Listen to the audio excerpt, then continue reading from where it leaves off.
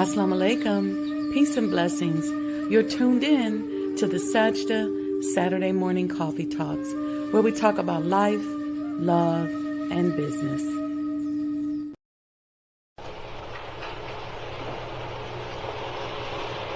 O Allah, guide me among those whom Thou hast guided aright, and preserve me among those whom Thou hast preserved, and befriend me among those whom Thou hast befriended. Bless me in whatsoever Thou dost grant me, and deliver me from the evil of what Thou hast judged. Surely Thou judgest, and none can judge against Thee, and he whom Thou befriendest is not disgraced. Blessed art Thou, O Lord, and exalted be Thee above what they set up besides Thee. I bear witness, nothing deserves to be served besides Thee, and I bear witness that Muhammad is Thy servant and apostle. Amen.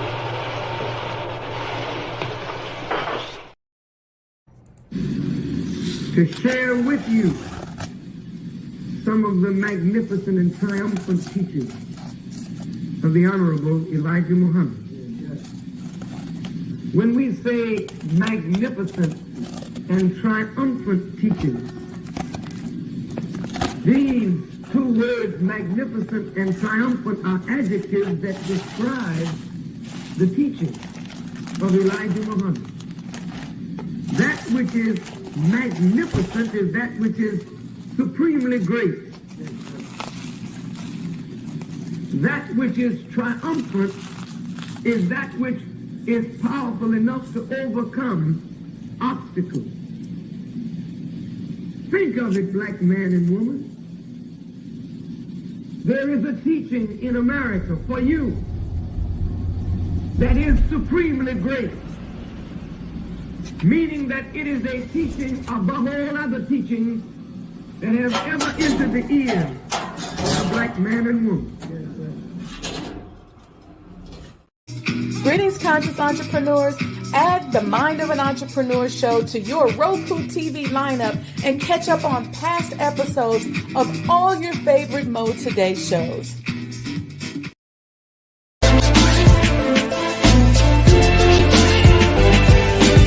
You belong to yourself.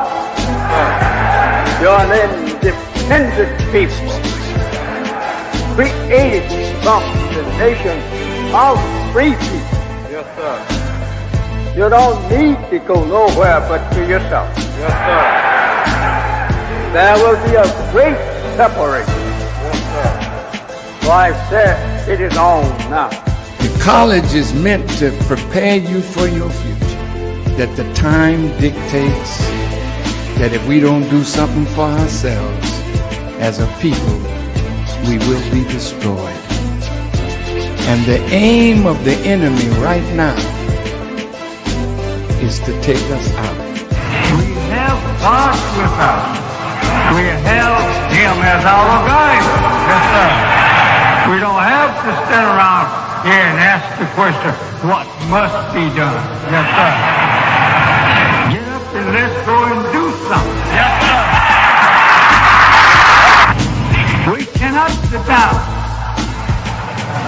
We cannot lay down. Yes, sir.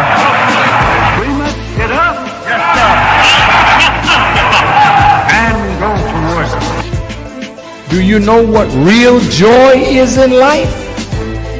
Visioning something and bringing it into reality.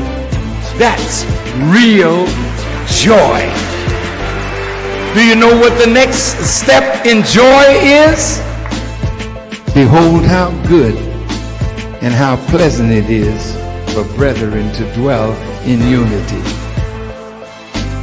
Tonight, you need to fasten your seatbelts.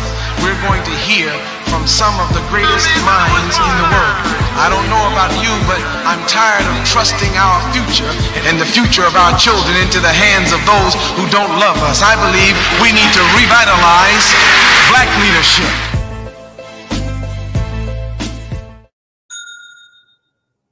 Peace and blessings, family. Assalamu alaikum. Welcome to the Sajdah Saturday Morning Coffee Talks, where we talk about life, love, and business. I'm so grateful for the development of this platform.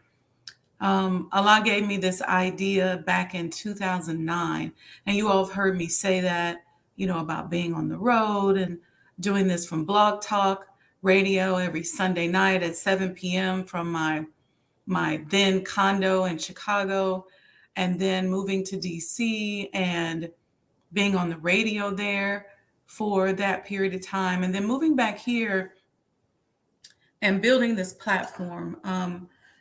In the midst of reality TV, in the midst of, and I normally don't make these types of generalizations, but I see this. I see a couple of things really impacting us and being the top mindset that is influencing us in our community. And a lot of it happens through these reality shows because we think they're reality.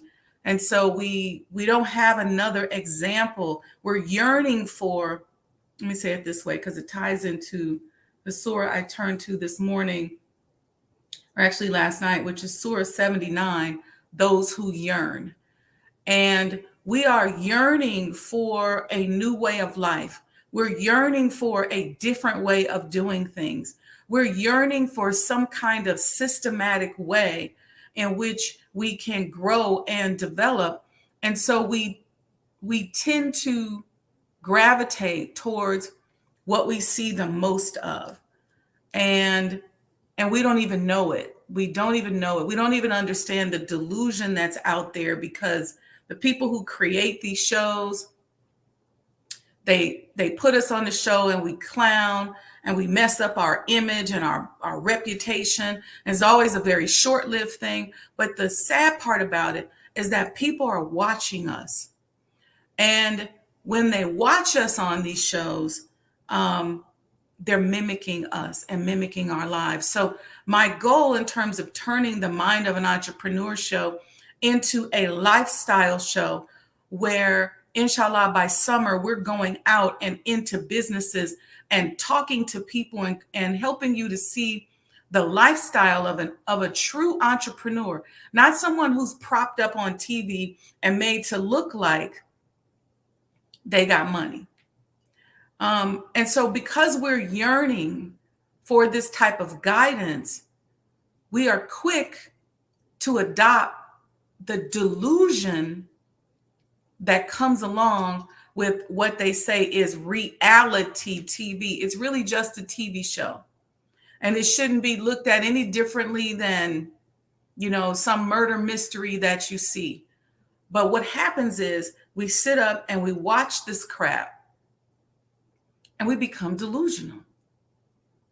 Really and truly and honestly delusional. And you're looking at people who have created these characters and have these theories of how they want to live their lives in their mind that they've developed in order to attract you and get you to watch it, and you buy into it. So what I want to show with this show and with the future of the reality side of the Mind of an Entrepreneur show is a certain mindset. I've always wanted you to just kind of see my mindset and how I navigated through some things on a higher level. There's so many stories about us and our family, and we grew up in the hood, and this happened, and so went to jail, and they were beaten, and da da da da da. But what happens when you're navigating at a higher level? Can you think in a way other than a linear fashion? Are you a complex thinker? Do you accept the fact that there's a whole way of navigating that's different from this that you're seeing on television? And because we're yearning, the first thing we see, we go for it. We go for it. We go, yeah, this is what I want to do. And I'll tell you something about my mindset. And this is where you have to graduate. And some people let these things they see on television set them back. I grew up not thinking about the hustle and the day to day. I grew up chasing a mindset that was based in legacy. See, so there's a difference. People who are wealthy minded, who as children grow up oftentimes with parents who have wealth, or parents who think at another level, they're not thinking about trying to figure out how to live hand to mouth. So they don't see everything as a hustle and everything as something they should copy, because you're thinking about legacy building. So I was raised to think about legacy building. One of the things my mom always said to us was that each generation should do better. And so that became our mindset, walking through the prayers of our ancestors and doing better than the next generation, fulfilling the prayers of our ancestors. So that mindset of living hand to mouth, of hustling, of looking around and saying, how can I make money off of this person, and marking people was not something that was in our behavior. And I will tell you that most wealthy people don't think that's how they think. They don't think about that hustle. Let me just do what I got to do to get some money, because they're thinking about legacy, because they are made aware of their legacy money or their trust fund money. But what happens to us, even as Black people, when we have a legacy, when we have something that we should be living up to, we might be Black people who inherited land or trust fund. We decide that we want to go down to the hand to mouth level and allow ourselves to sink down to that and throw away the legacy. But each and every one of us should be legacy building. It'll change, I promise you, how you do things is when you're thinking about legacy building. How do I take who I am and what I showed up on the planet to do? You all have heard me say this for years, and multiply it and monetize it and take it to that next level. So when I'm dead and gone, I'm building a legacy and a name for my family. I'm changing history. As my mom said, I'm doing better than this generation before me. So when I see things like thought culture on reality TV, I'm not interested in thought culture.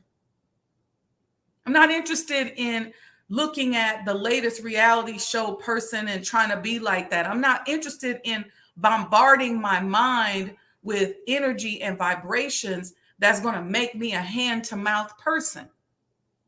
See, we reduce ourselves to that low-level hustle because we're not thinking about the future. We're thinking about now. What kind of boots I got on? Who is this person that I can't be like? Let me be jealous. Let me be delusional. That's what we're thinking, because we ain't thinking about the future. I'm going to get up in the morning and make sure I'm looking good and taking care of my teeth and my face and my skin and my body. Why? Because I got a legacy that I'm working on and I'm building. I'm not even counting years in earthly terms the way you might be counting years in earthly terms. You might be saying, okay, I'm 30 years old. I got to do this. I'm 40 years old. I got to do this. None of that matters to me, because I am pushing through a legacy. God brought me here for a reason, and it's an assignment. And it doesn't matter where I am or how old I am or who I am, or it just matters whose I am and what legacy I'm fulfilling. This is why people become delusional. I experienced something this week with someone who is completely delusional, who had created a string of emotions around a topic that never even happened, that I didn't even know the person was. And do you know, this kind of thing will make you crazy? But what happens is we feed ourselves this BS, this crap, And the reason why we feed it and we receive it and we take it in, we don't even see it changing us. We don't see it making us, transforming us into something ugly. We don't even see it taking away our ability to complex think. We don't even see it making us a simpleton and a basic person. We don't see that. But we're mad at the person who's complex, who's godlike, who's focusing on legacy and walking into their godhood. Why are we mad? Because our basis of operation is pop culture.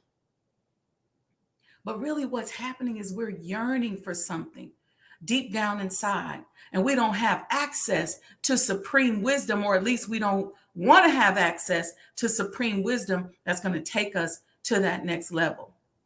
See, I was reading in the Holy Quran, and I put the surah up here. Greetings to everybody. I'm sorry, I just got in. Brother Lamont, wa alaikum salam. Auntie, welcome. Thank you so much. Sister Roxanne, wa alaikum salam. Sister Alita, wa alaikum salam. Yes, Brother Lamont, they make money off of caricatures of Black people. Yeah, and we can't see it because we're so entertained by it that we decide we're going to adopt that, and we throw our own legacy away. Some people, that's their career goal, is to get on one of those shows. You make up this character, and let me tell you something.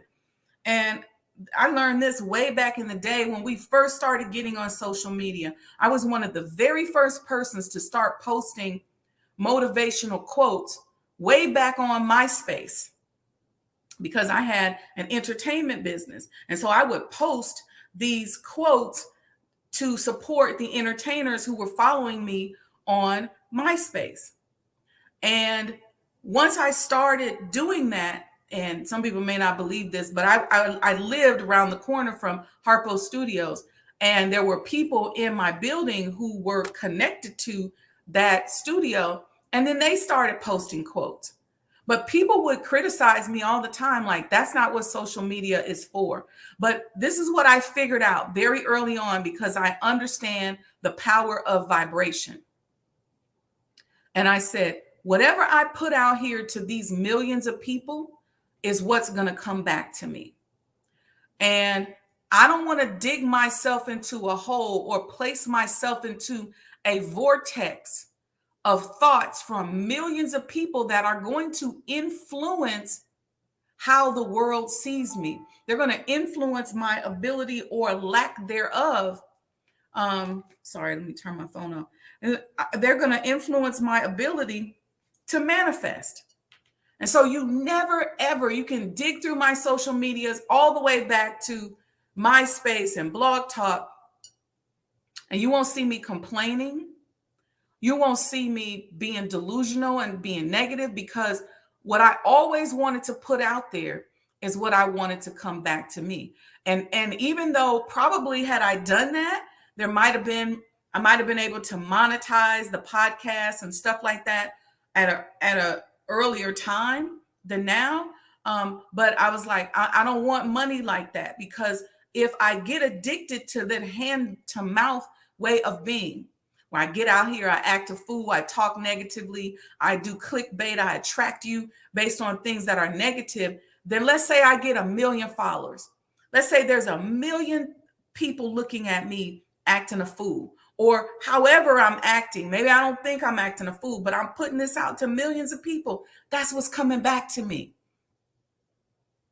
That is the energy that I then have to operate from. And then later, even if I decide to change, I got to work extra hard to focus and stay consistent as I possibly can to reverse the image that I put out there about myself. Because it's one thing for somebody else to put an image of you out there, but it's another thing for you to put that image of yourself out there.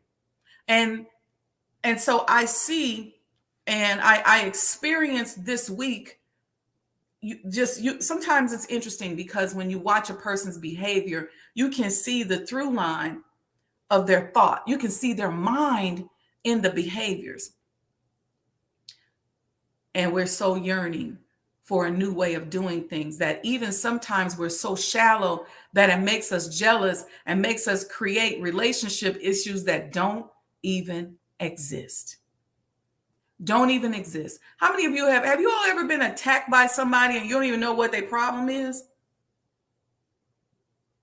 That's when you have to sit back. And let me tell you what I do in situations like that. I say, okay, this person's in a real ugly space and it's real nasty. But how did I draw this to me? How did I get in this? Because I ain't know nothing about it. All of us have been there. Somebody accused you of something. And so, yeah, I see you, Sister Letha, say, yes. Yeah, how did I get in this? I ain't got nothing to do with this. I don't even know what you're talking about. But every bad behavior is a reminder.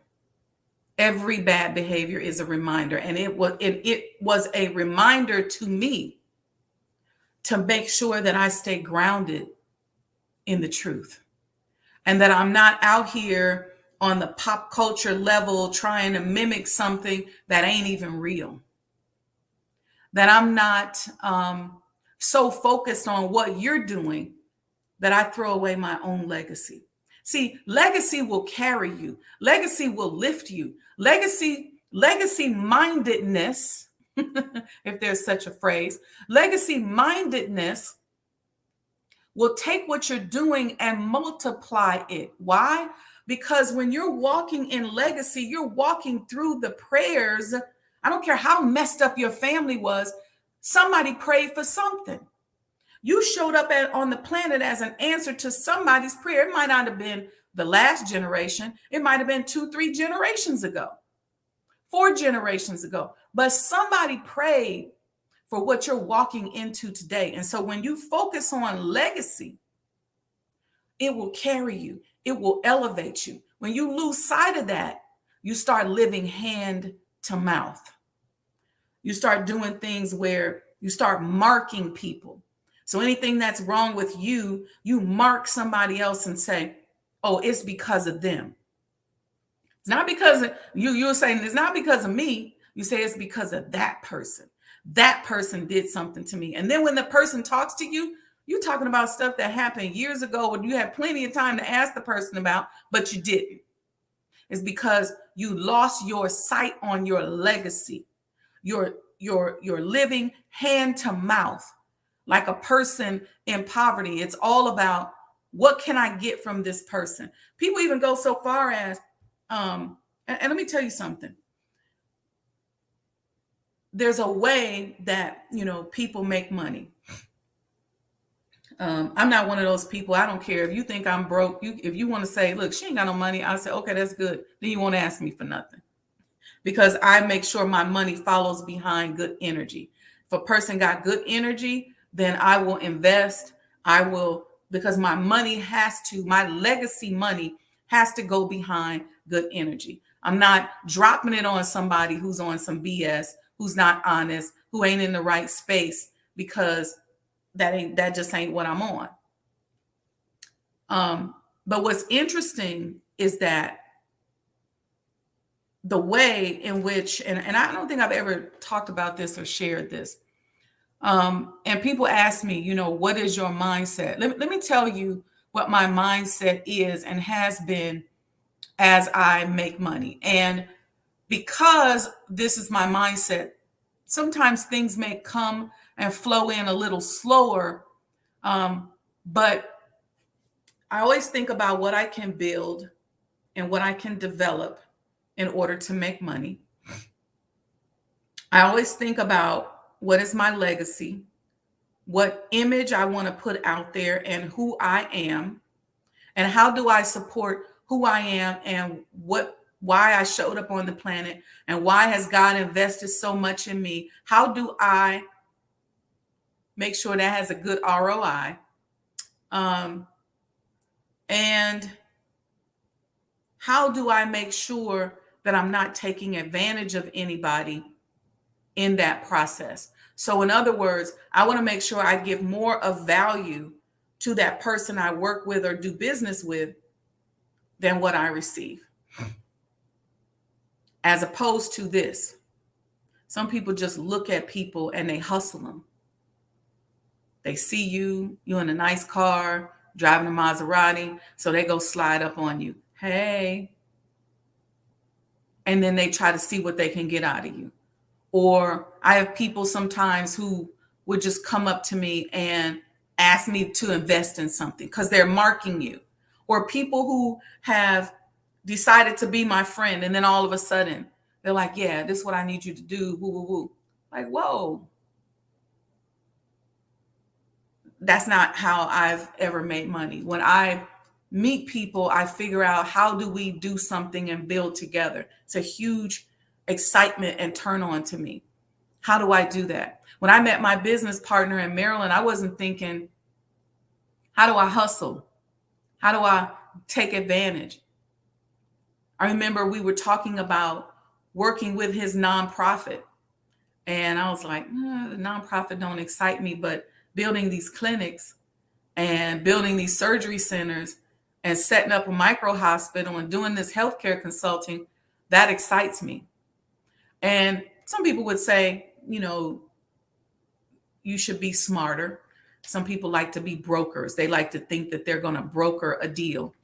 That's just never been my thing. I think that that's a very predatory way of doing things. If I connect you with somebody, I'm not going to ask you for any money for connecting you with that person unless I'm selling real estate and there's a commission fee that we've established. So if we establish a commission-based relationship and I have a fiduciary responsibility, then I do that. Because what am I doing? I'm thinking about my legacy. So I've never been that person. I've never been the person who would go and have sex with somebody or date somebody just to get money out of them. In fact, about it, I've never asked guys for money. I could be dating somebody or talking to somebody and I could be going through it. I could be homeless and coming from the homeless shelter and going out on the date, and I won't say, give me $1. Some people may say, well, that's crazy. That's wrong. That don't make sense. But I never wanted to be a whore for money. I never wanted to feel like I was exchanging that for money. And some people who live in that world, that's okay with them. And that's fine, to each his own. But that's just not the way my legacy go. Right? You know how Kevin Hart say the way my bank account works. I say the way my legacy works is I'm mindful of who I am. Now, I'm authentic. And so the legacy is multifactorial. I'm a Muslim. I only fight. I mind my own business. But I fight with those who fight with me. So behind Sister Sajdah is a gangster who sit back there and she only gets up off the couch when she see that things ain't going right. So she can come out.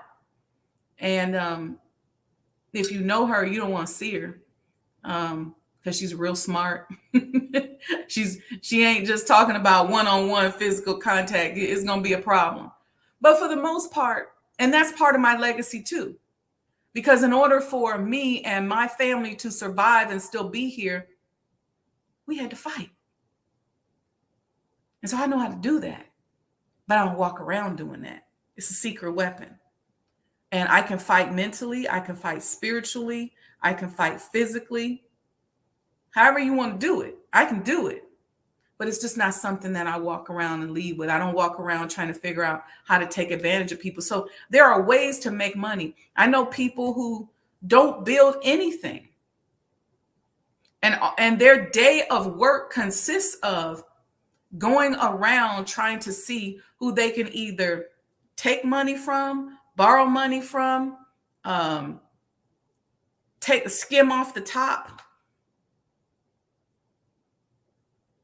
So I've never been that person. I never said, look, I've never been the person to say, look, let me put you together with this person and they're going to pay you $50,000, but then I charge them $55 and skim the $5 off the top.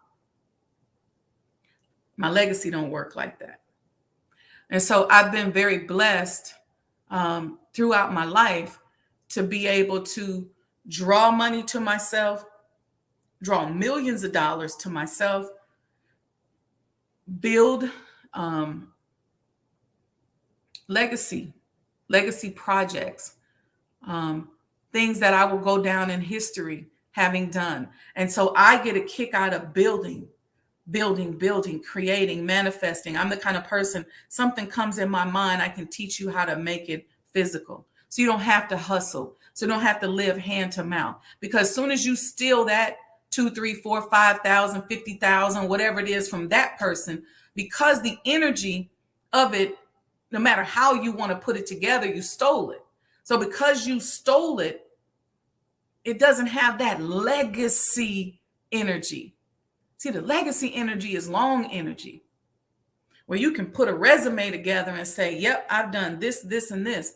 People look at my bio and my resume, and I'm not trying to make this about me bragging about myself, but I just want you all to see a way of thinking. And they say, how did you do all this? Part of it is because I've always been thinking about legacy. And I've been offered to be on all kinds of shows, especially when I was in entertainment, but I'll say, it's legacy for me. It's legacy for me. When I think about what I do, where I go, how I do things, it's legacy. It's legacy thinking.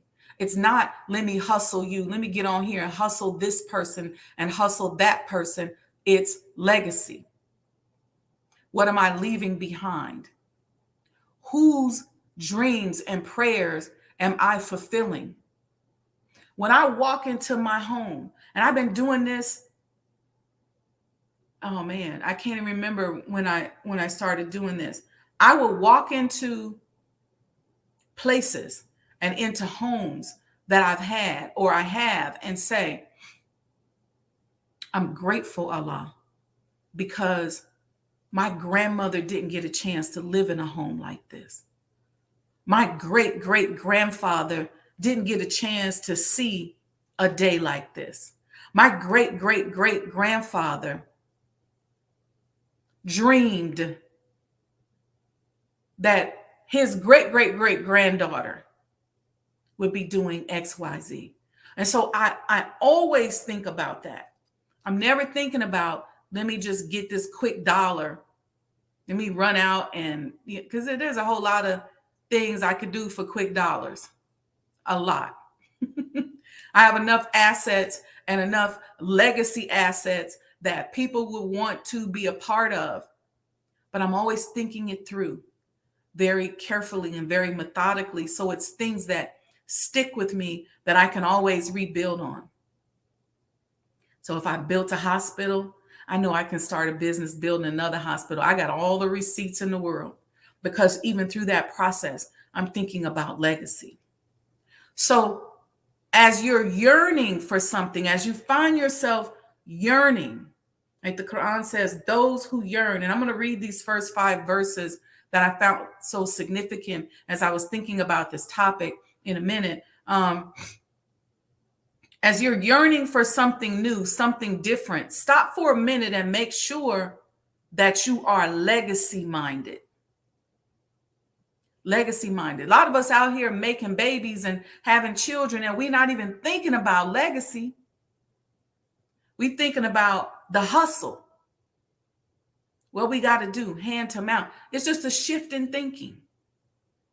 Just a little shift in thinking. And if you don't shift your thinking to that, and I don't care how old you are, you could be a grandparent, a great-grandparent, a great-great-grandparent. You could be a child. You should always be thinking about legacy. And that's how you should be moving, is in a legacy mindset, not in a competitive, predatory, hustler's mindset. We have to get rid of that mindset and that thought pattern in our community. And I know it's hard. There's a lot of responsibility on us because a lot of us grew up in drug-infested, crime-infested, sex-infested environments. And so we start trying to survive. And so that survival mindset then gets transferred over to us as an adult, and we become predators. We're hustling, we're living hand to mouth.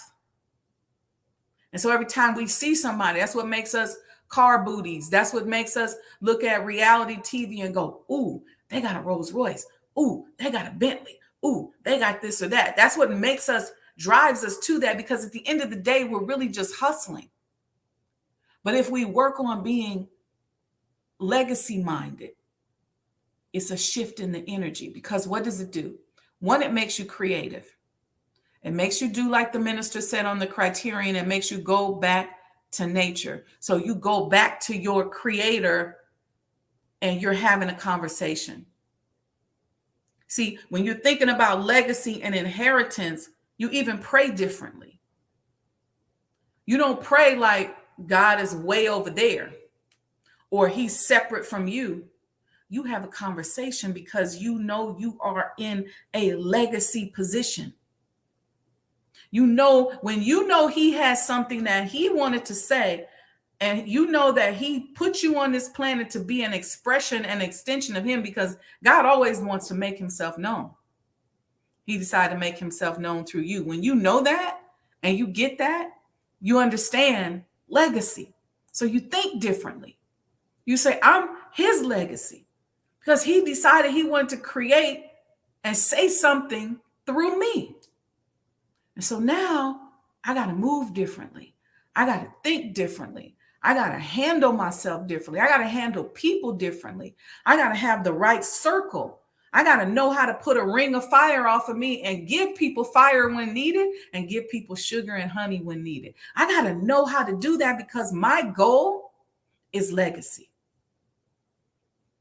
So I want to share that with you all, because we really have to tweak our thinking, because this world puts us in survival mode. And most of us grew up as children. When children have to be in survival mode, that's a game changer. I'm grateful to my parents that I didn't have to grow up in survival mode.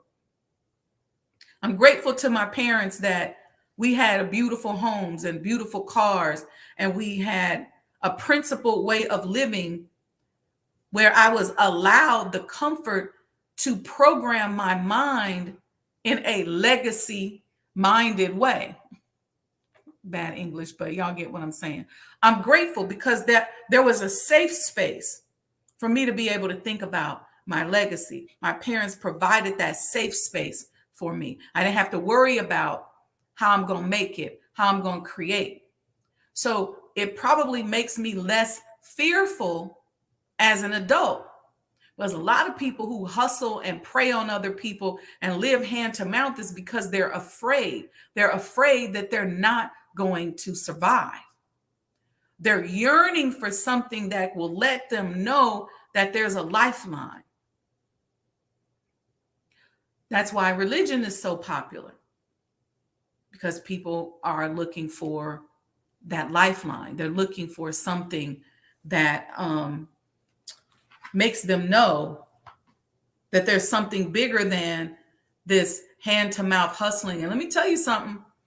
If you continue with the mindset and don't switch it to legacy, I don't care if you broke. I don't care if you don't know where your next dollar is going to come from.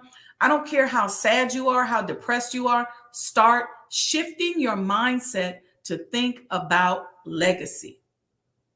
What comes next? Intergenerational wealth. What impact do I make on this earth? I want to make my vibrational impact on this earth. A lot of us as Black people don't start thinking about that until we get older. What I'm saying is train yourself to think about it now. I was raised to think about that through that one statement that my mother always told us: each generation must do better. That was in my subconscious mind in the 3rd grade, the 4th grade, the 5th grade.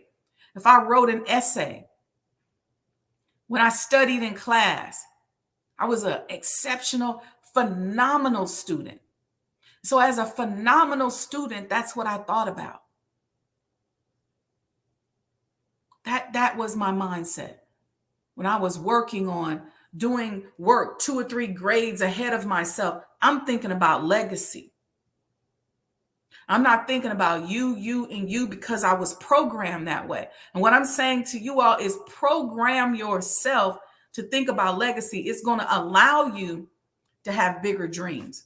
And so when you start doing those tasks we talked about, like emotionalization, when you got legacy in mind, that's a different accelerant. If you got hustle in mind, if you're like, oh, where's my next dollar gonna come from? Oh, it's gonna come from this person over here who look good, who look like they got something. Let me get that from them. And you're not interested. Some people go so far as they don't even care about anything unless they can get something from you. But you're missing out on legacy, because when you think about legacy, you understand the power of relationships. And I want to talk about relationships real quickly for a minute, but let me read Surah 79, the first 5 verses, those who yearn. This section is entitled The Great Commotion, and it begins, in the name of Allah, the Beneficent, the Merciful. Verse 1, by those yearning vehemently, and those going forth cheerfully, and those running swiftly, and those who are foremost going ahead, and those regulating the affair. When I was thinking about legacy, I turned immediately to this and these verses, and I said, that's it right there.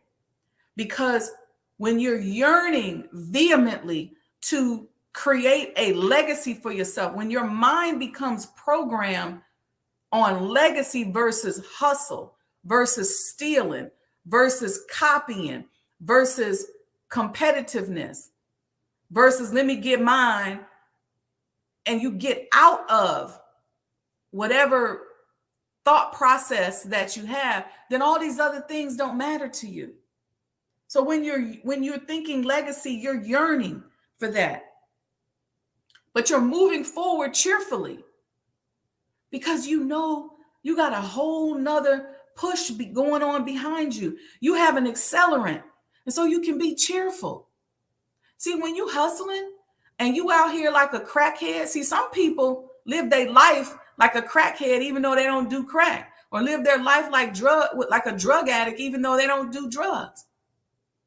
Because we've shifted from back in the day when people lived like gangsters, and there was honor in relationships. Now everybody got this druggy thought culture type of mindset. Well, how can I get it? I got to get mine before you get yours. That has no accelerant. That's short-lived. You're going to always fall off the cliff and have to start over. But when you're thinking about legacy and you're mindful about how you move, what happens? That yearning means you can go forth cheerfully.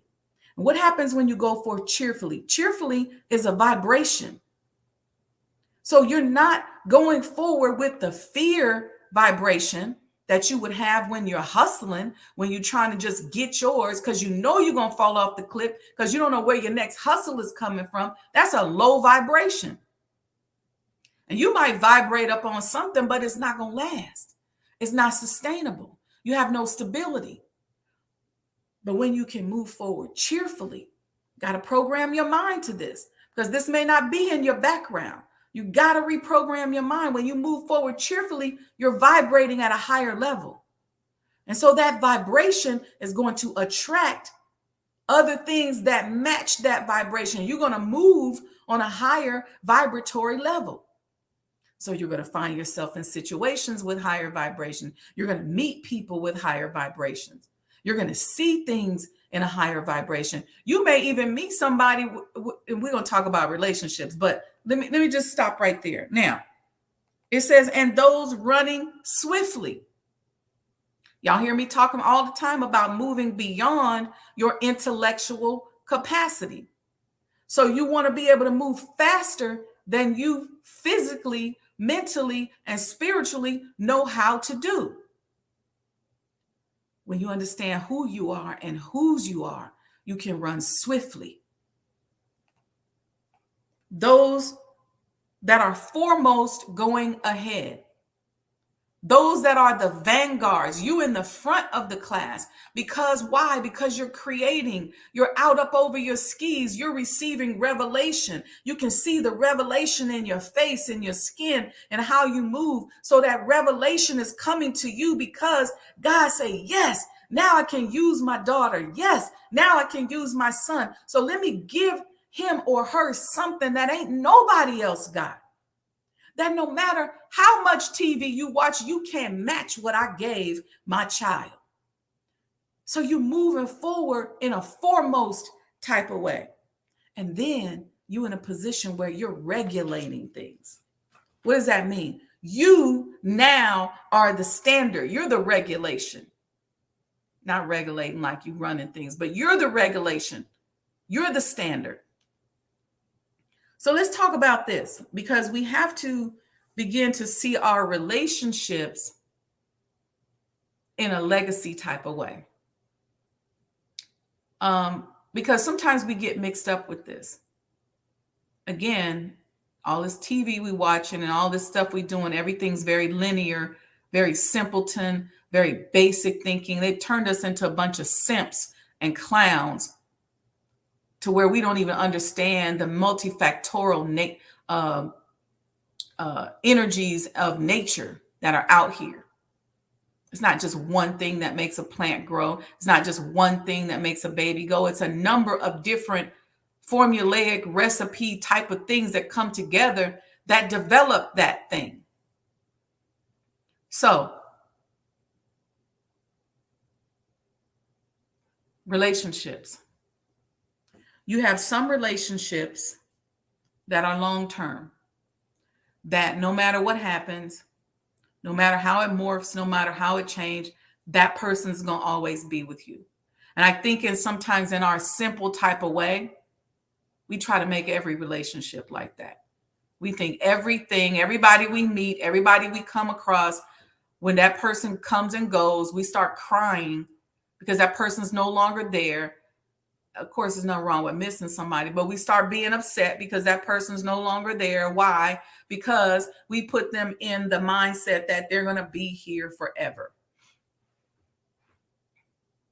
So there's some people and some relationships that are meant to last forever. Some relationships are purpose-driven.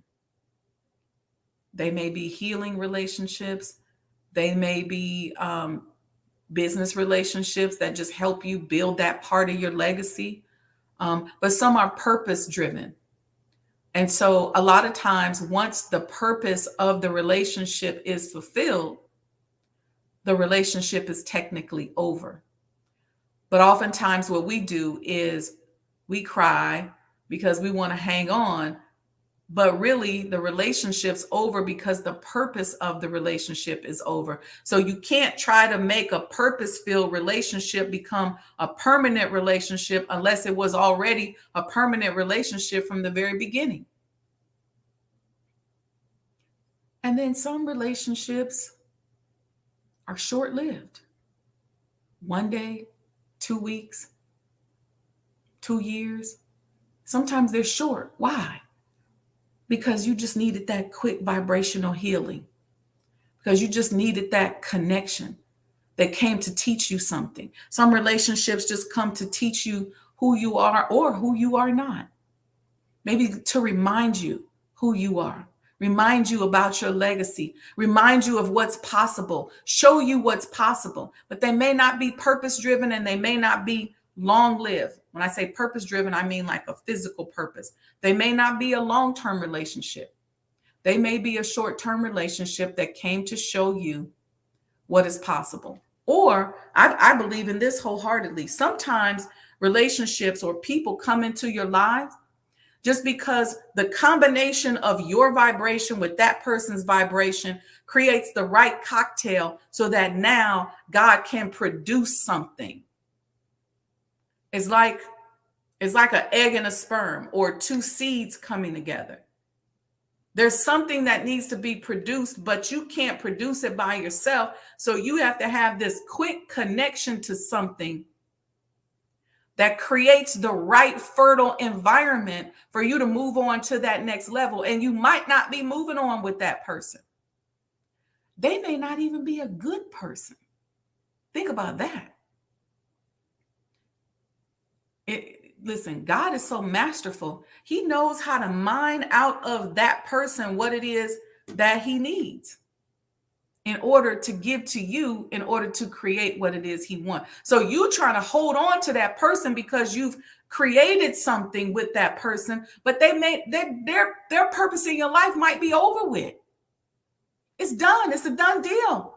You okay now? Move forward. Flap your wings and fly. And if they're meant to be with you permanently, when you flapping in the wind, you're going to look over and you're going to see them. Or when you go land at your next landing, you're going to look up and they're going to still be there. But sometimes it's just that fertile cocktail, that egg and that sperm that Allah needs in order to create. But if you're legacy building, you understand that. I'm so into legacy building. Of course, I've been programmed that way since I was a very, very little girl. I'm so into legacy building that I don't even think about the European construct of relationships and what I'm supposed to be doing as a 50-year-old woman and where I should be right now. I don't even think about that because you can't tell me what I should be doing right now because my legacy to my creator has already dictated what I'm going to be doing at each specific age. So I'm not about to look up in a European book that says at 30, I'm supposed to do this. At 40, I'm supposed to do this. At 50, I'm supposed to do this. At 60, 70, 80, 90, 100, I'm supposed to do this or that. You don't tell me what to do. My God and my legacy tells me what to do. I'm not bound by what you say. Whether you say is age driven or not, I'm not bound by that. See, if we read in the Bible, then we know that that's how we should be thinking. A lot of us go, oh, I'm a biological clock and I can't have a child. Sarah had a baby at what age? So there's all kind of ways to think of things and to do things.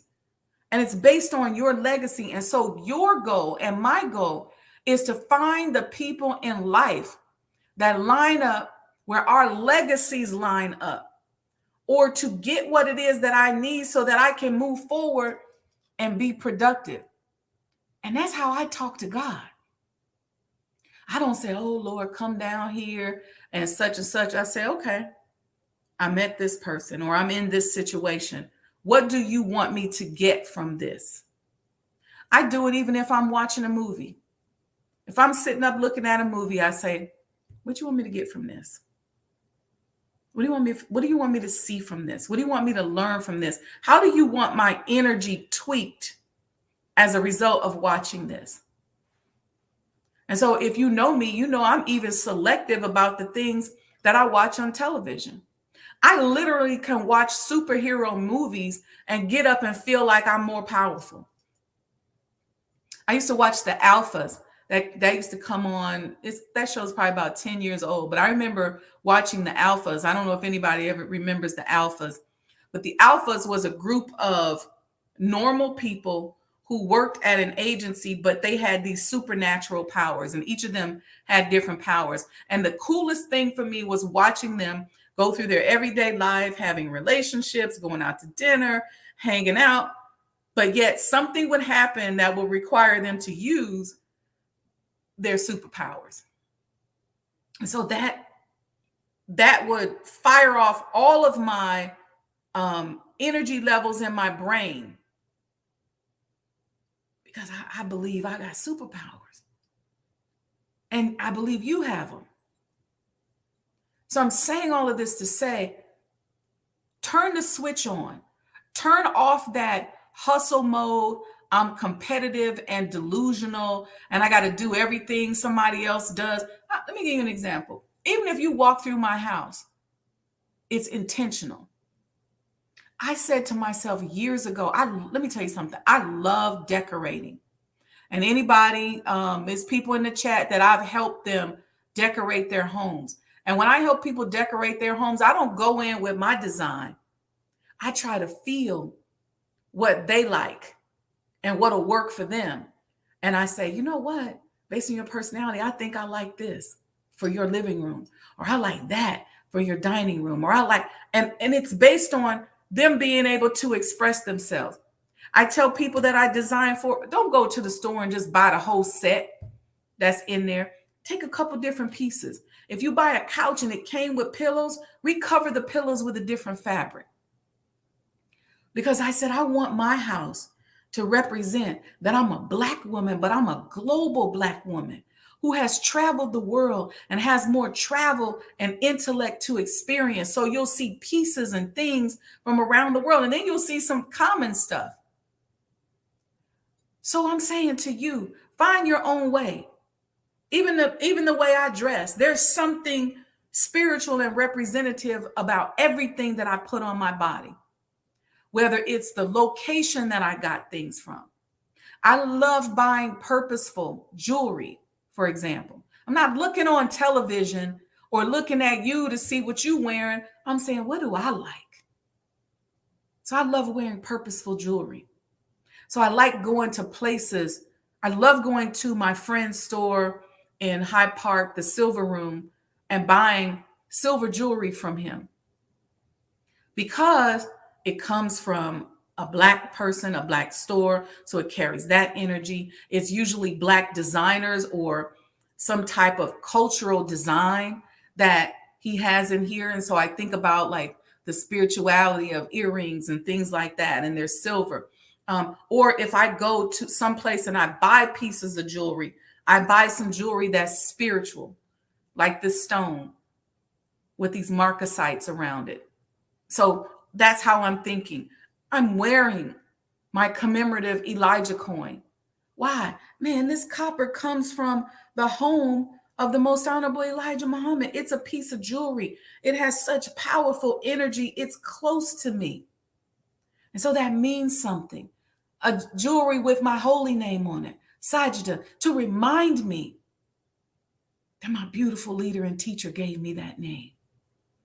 So be purposeful, be intentional, be legacy minded. Stop hustling hand to mouth. Stop watching pop culture and I got to cuss on this, and the bullshit that they put out there and got you thinking that this is a way you should live your life. And stop being delusional. That's just my message for this morning. And I just want to thank you all again for listening and for being a part of my legacy. Because when my spirit told me to come up with this type of podcast back in 2009, I used to come out here and talk and nobody would be listening. Let me tell you, and I said this before, but I really got to share this with you. When I decided to do the podcast, I decided it the night that my mom called me and told me that my father had transitioned. The Sunday after the funeral, I started blogging. And I said, I want to honor him for always calling me his mogul and always being business-minded with me by telling my stories. Because by that time, I started realizing that my experiences in business were unique. And I started realizing I had two themes in my head that came about as a result of how I was raised. And so a lot of the theory that I extract from growing up came from my mother. And then a lot of the structure from a business and strategic standpoint came from my father, and was two things. I said, I want to do this mindset thing for business and entrepreneurs to talk about how I've folded and unfolded and evolved as a business person. But more so, I was dealing with just the shock sometime of the circles and tables that I have been blessed to sit at.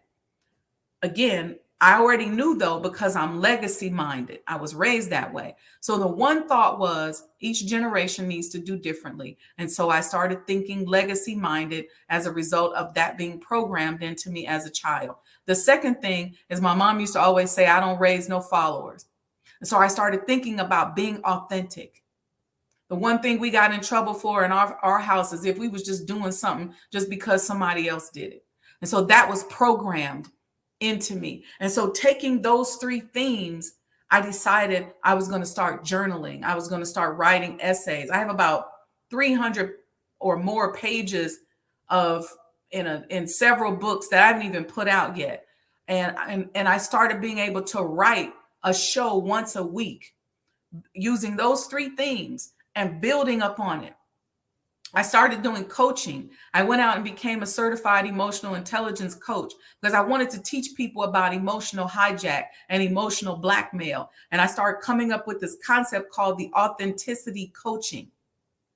And so that's the style that I use. And included in that is money relationships and how to manifest a lot of the things that I talk about on the show. But when I started this blog talk, or that podcast at that time, nobody was listening. I was doing it every week religiously because I started to be filled with things that I needed to say and that I wanted to say. And that was filling my cup up. I had to get it out. Nobody would listen. So in order to get more people to listen, I started bringing other entrepreneurs on. So if you go back to my old shows on Blog Talk, you'll hear just all these different random entrepreneurs that I'm bringing on. And I'm just talking because I'm also learning from them. On Blog Talk, it was called the Authentic You Radio. That was the originator. And then we switched it to Mind of an Entrepreneur Show. Actually, it was the Mind of an Entrepreneur Show on the Authentic You Radio. And I kept my name out of stuff because I didn't feel like I was yet in a position to be able to put my name out there. Now you see it's the Sajdah Wendy Muhammad YouTube channel, but I didn't do that at first. But even with bringing people on the show, I was learning, but nobody was listening. But let me tell you something.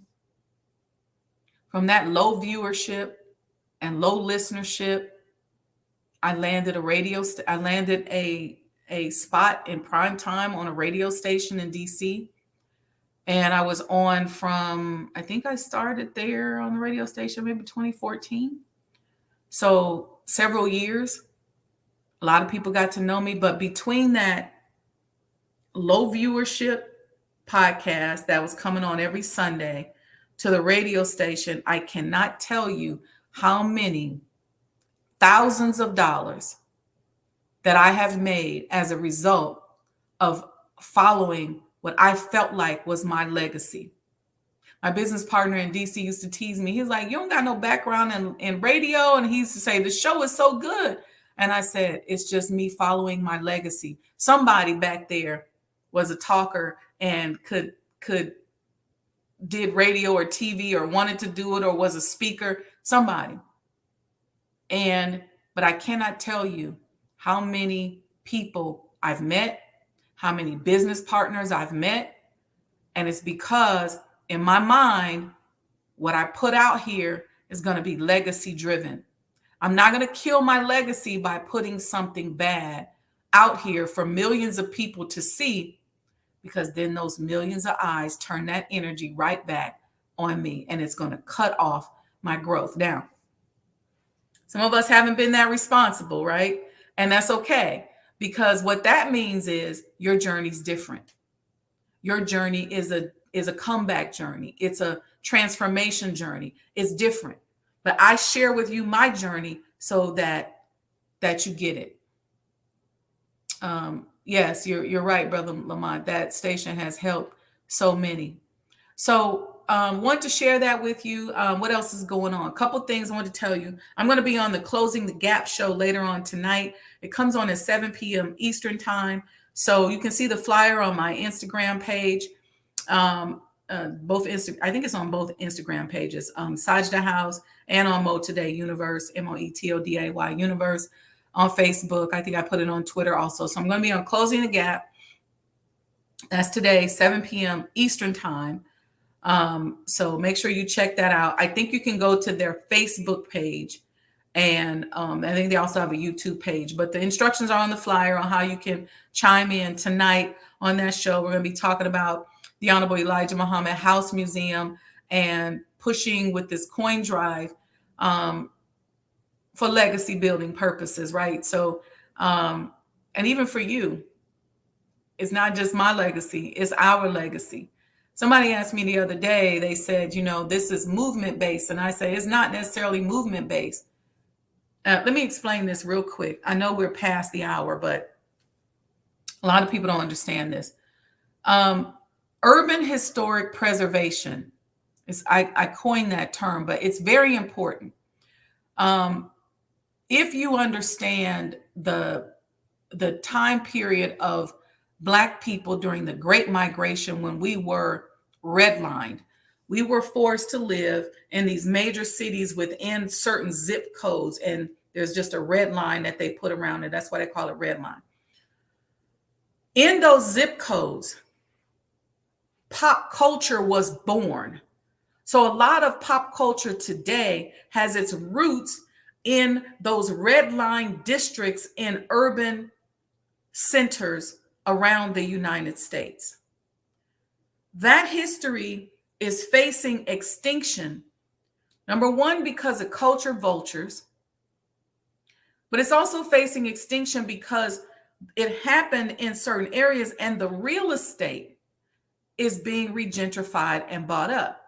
What's starting to happen now in our country, which makes urban historic preservation one of the hottest investments right now, is because the US government and the real estate market has now broadened their understanding of the importance of legacy real estate.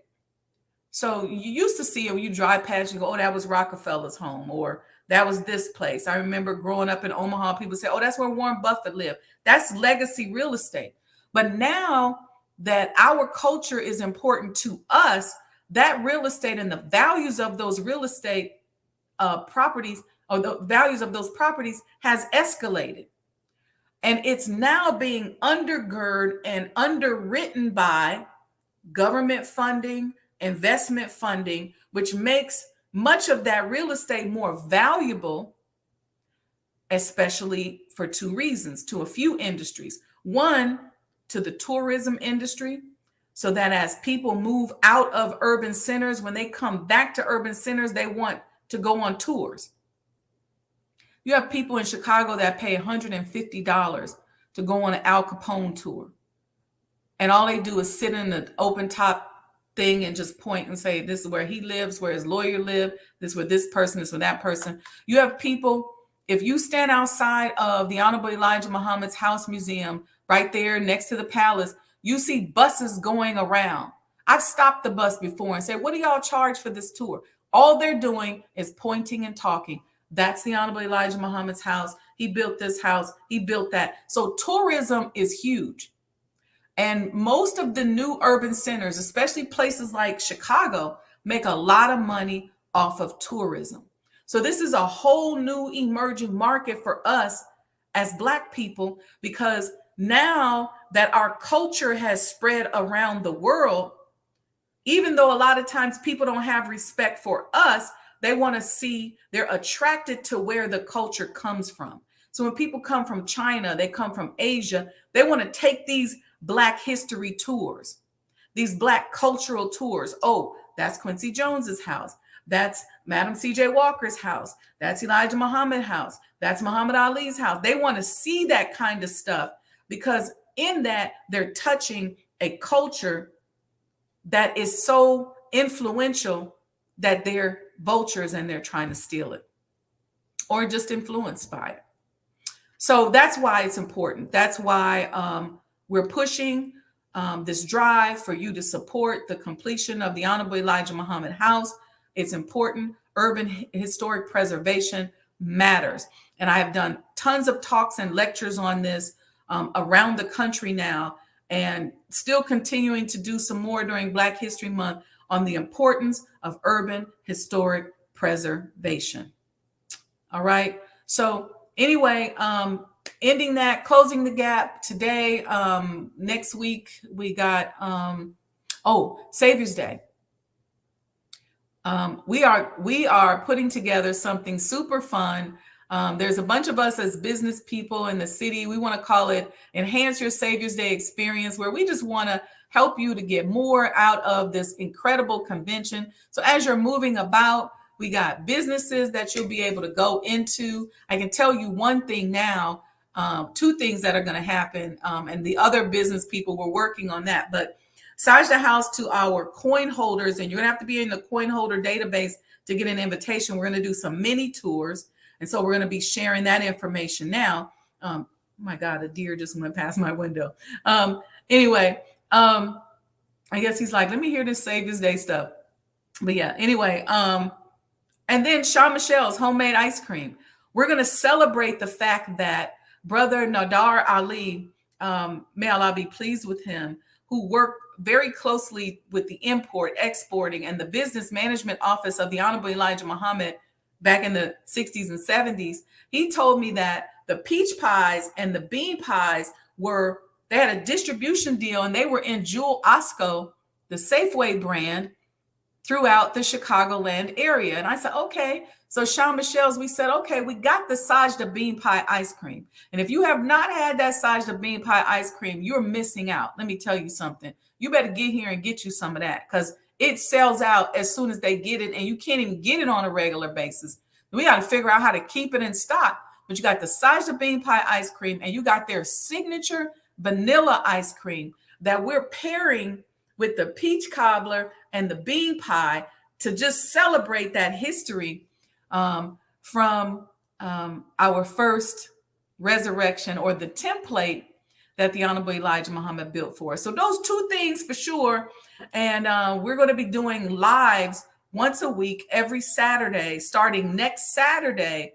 So you can chime in, check out. We'll be on location at the businesses that are just excited and ready to welcome you to Savior's Day 2023. So stay close. Follow me on social media so that you get the information. The mailing list is going across the bottom so you can keep up with what's going on. And I'll see you all next time. And make sure you add the Mind of an Entrepreneur show to your Roku TV lineup. So, all right, I see y'all in the chat. Let me just give a few shout outs. I see you, Brother Anthony. Wa alaikum salam. Sister Cynthia, all praises due to Allah. Brother Lamont, hey, Mom. Brother Otis X Watchman. Brother Otis X Watchman, thank you for all those wonderful videos that you put up on YouTube. I really appreciate what you're doing. Anubian Akira, welcome. What a beautiful name. Let's see who else we got here. We got Sister Aletha. Welcome, sis. Welcome, welcome. Look at this. Regional Sky Girl was able to get in. She says she's live from a random crew room in a random city. Wa alaikum salam, Regional Sky Girl. I see you. Let's see who else we got in here. We got Sister Sharis. She said, this is exactly what makes you authentic and different from the rest. Yes, yes, and yes. I see Sister Roxanne Muhammad. Wa alaikum salam. Auntie, I see you. She said, good morning, dear Sister Sajdah. Welcome, welcome. So thank you all. Thank you all for chiming in. Thank you for listening. Thank you for purchasing your commemorative Elijah coin. And tune in tonight to Closing the Gap. It's on the Closing the Gap channel. Go to my social media pages, get the flyer. It's a light green flyer. It says Sajdah House at the top. It's got us pictured on the bottom. I'm holding a picture of the Honorable Elijah Muhammad. Listen, tune in. You don't want to miss it. Get you some spiritual food and catch up on past episodes on your Roku TV. And if you don't have Roku, the past episodes are here also on the Sajdah Wendy Muhammad YouTube channel. Shout out to our Twitter family who's watching live. And I'll see you all this evening. Peace and blessings. Do something good for somebody today on a Saturday. Love somebody today. Be nice to somebody today. I'm wishing you all more goodness than you've ever experienced or imagined. The sky is not even the limit for you. You are bigger than what you know. Walk into your legacy.